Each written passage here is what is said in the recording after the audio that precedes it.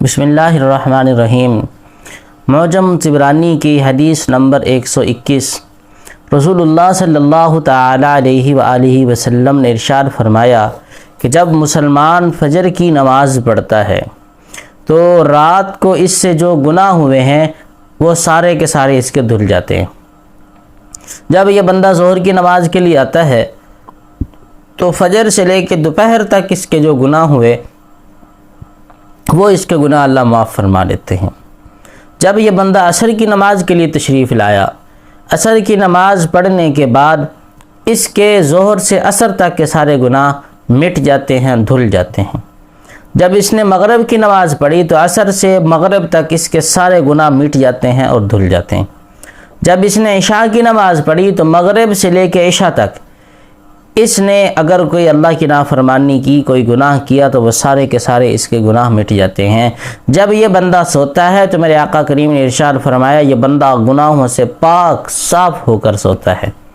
لیکن یاد رکھیں اس جیسی جو فضائل اور احادیث ہیں جس میں نیک عمل سے گناہ کے ختم ہو جانے کی فضیلت ہے، وضو سے گناہ زائل ہو جاتے ہیں، ایک جمعے سے دوسرے جمعہ اگر آپ پڑھیں گے درمیان والے سارے گناہ مٹ جائیں گے، اس سے مراد صغیرہ گناہ ہیں، چھوٹے چھوٹے گناہ۔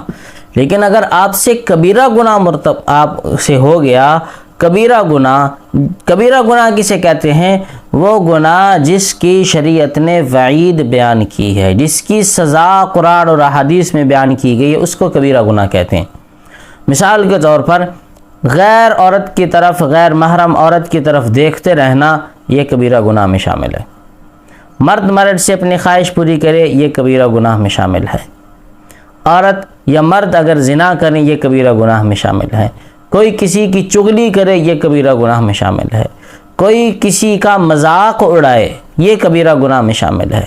کوئی کسی کو قتل کر دے یہ کبیرہ گناہ میں شامل ہے۔ والدین کی نافرمانی کر دے یہ کبیرہ گناہ کی شامل ہے، یہ کبیرہ گناہ کی فہرست میں یہ شامل ہے۔ تو اس کبیرہ گناہوں کی فہرست میں علماء نے 70 سے زیادہ گناہ گنوائے۔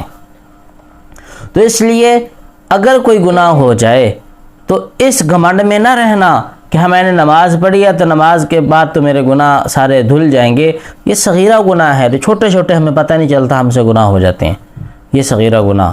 تو کبیرہ گناہ اس وقت تک نہیں معاف ہوتے جب تک آپ توبہ نہیں کریں گے۔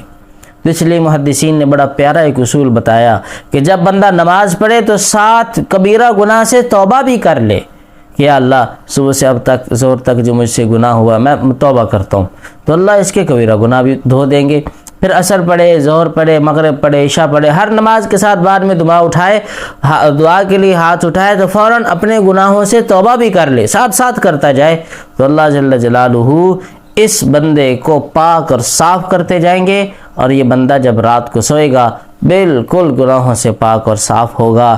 یاد رکھیں زندگی کی شام کب ہو جائے کوئی پتہ نہیں۔